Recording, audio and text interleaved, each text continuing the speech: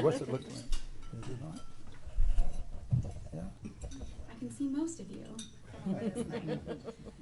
Thank you, Beth, for your kind introduction, and to all the fabulous Rotarians who've made me so welcome here today. I'm going to begin with spilling the beans on something Beth already kind of let out of the bag. Public speaking makes me very uneasy. So for reals, everyone, behind this podium is the shakiest little pair of Bambi legs that you've ever seen. My name is Sheila Wilson. I'm one of the 3 founding executive leaders of the Dryden Area Young Professionals Network, which was established this past year in 2015 in affiliation with the Dryden District Chamber of Commerce. So, to share a little bit about our roots, in 2014, the DDCC conducted a business expansion and retention survey to 83 businesses in the Dryden, Mayshon, and Ignace areas. When they announced the findings from the BRNE survey, one of the recurring comments was a concern for retention and attraction of young people in our area and a nurturing of future leadership and entrepreneurial growth in our population. So, as a small initiative to complement this need, we envisioned a young professionals network whose goal was to facilitate cross-demographic connections between young people, businesses, communities, and individuals across Northwestern Ontario. So we seek to provide opportunities for young people in the area to grow as professionals and contributing community members, make social and professional connections, and experience the very best that our region has to offer. A Young Professionals Network was, thankfully, not a hard sell to the Chamber of Commerce's directors, and in February 2015, the DDCC Board of Directors unanimously voted to accept the DAYPN under the Chamber's umbrella. At this point, a small group of us began meeting to develop a plan to move forward. Our goal was to develop a good assortment of events that fell under the categories of social and professional networking, skills development, and civic engagement throughout the year. As experienced volunteers, we knew it would be difficult to plan an event per month all on our own, and we spotted an opportunity to structure ourselves so that we could both A, involve and develop additional young leaders in volunteerism through our group, and B, prevent volunteer burnout. So we plan to bring on a board of co-leaders for each of the 3 tenants that would be responsible for planning 1 event per quarter. So this would mean that the leadership duo would only have to plan 4 events per year, which was more manageable and sustainable than a monthly time commitment. We had 3 open meetings last summer with an aim to have our first event in September. Our first meeting was attended by 30 young Drydenites who shared 72 ideas they'd like to see implemented in Dryden that fell under the categories of, I sound like a broken record, social and professional networking, civic engagement, and skills development. By our 3rd meeting, we had appointed our event co-leaders to head up each of these 3 event categories.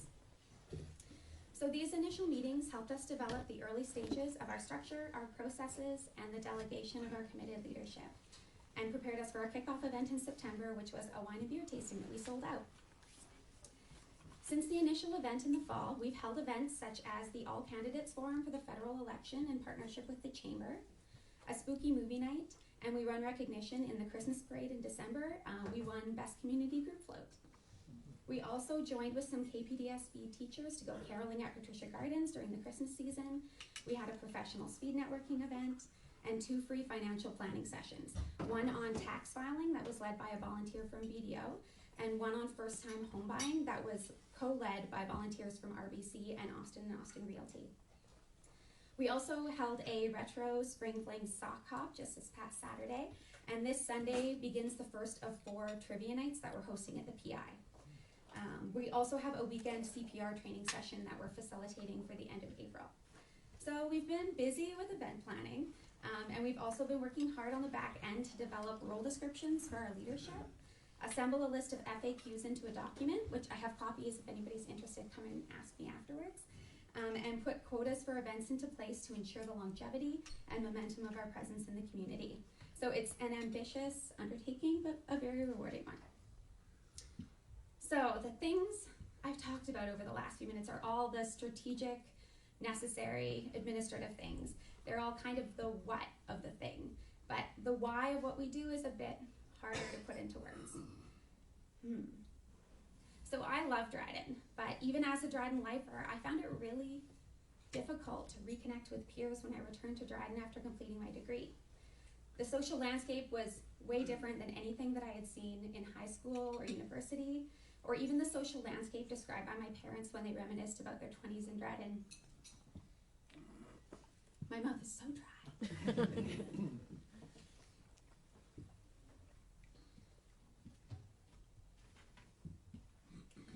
Even approaching established civic or social clubs is really intimidating for young people who have something to give but don't have the experience or the street cred to offer their gift.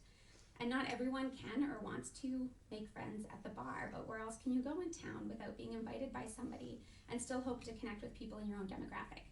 It is tough. So, I was sitting at my computer and I was contemplating what to say today, and I kept thinking about how I could possibly explain why the DAYPN, as we call it, is so important to me and why I had felt so passionately about it in the first place. Why a mindset of new growth and encouragement matters. And I kept returning in my mind to a warm summer day in the late 90s in Dryden when my dad took me out on his motorbike, probably to go mushroom picking, and on the way home, we drove past a couple of kids selling lemonade.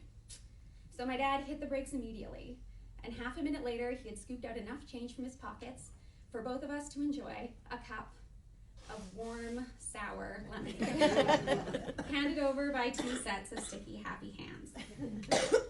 My dad always, and I mean always, stopped for lemonade. It was just one of those things about him. So that day, I asked him why. And he told me how this one time as a young guy, he met the president of a large electronics company, and he asked him, do you have any advice to share with me? What's the most useful counsel you can give me as a fellow business person? And the president of the company said, anytime you see a kid with a lemonade stand, buy a cup. I don't care how busy you are, buy the lemonade. So my dad paused for a moment and said, I don't see the connection. How will that help me be a better business person? So the guy says, oh, it won't. Not necessarily, but you didn't ask for help. You asked for advice, and I gave it to you. So my advice is for you, but the help is for those kids. By giving you this advice, if you follow it, I've helped dozens of entrepreneurs instead of only you. So buy the lemonade. You probably see where this is going. So, we at the DAYPN want to do our very best to advocate for people with the aptitude and the affinity who only lack the opportunity to be great at what they do. We want our young people to feel supported, connected, and fulfilled. We want our community to prosper and be innovative. We want our economy and service sectors to be sustainable and well-balanced. We want people to feel the thrill of opportunity in our area because I know it's there and I want it to be palpable. There are young people in town who will make lemonade if you hand them the lemons to do it. We want to find those young problem solvers who just can't help themselves but work to make things better, and then find ways to give them the responsibility and support to do so. I want young people to stay here or come here and stay here and love it. And for that to happen, we need to be a community of lemonade buyers. A healthy dose of lemon throwers are welcome also because we'll need the raw materials. So in closing for this afternoon, I want to both thank you for your kind attention and also to ask you as business people, as managers, as community members, to find the young people in your organizations, the things that you're a part of, find those young people in the community and give them an opportunity. Buy their lemonade. Thank you.